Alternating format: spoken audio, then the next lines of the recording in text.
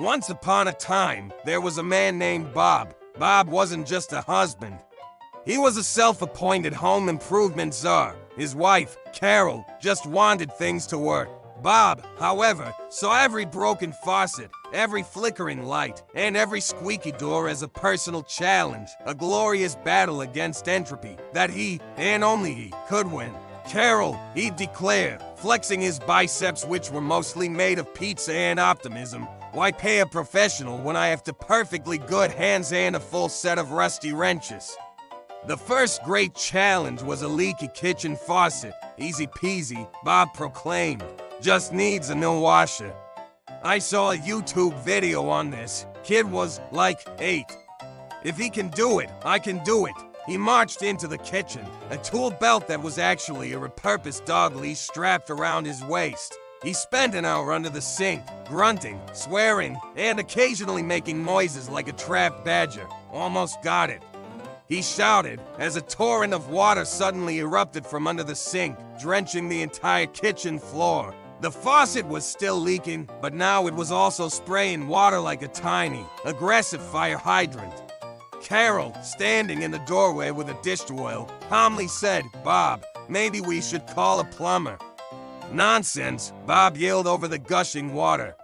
"It just needs more brute force." He then hit the pipe with a hammer, which caused the entire kitchen to go dark. Next up, the smart thermostat. Carol wanted to upgrade. Bob insisted he could install it himself. "It's just wires, Carol."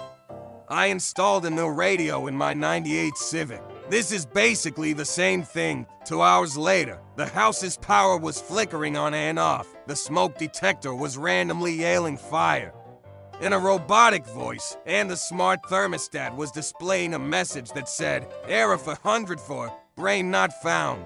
The house was alternating between Arctic tundra and Saharan desert. Carol, shivering in a parka, asked Bob, "Should I call the electrician?"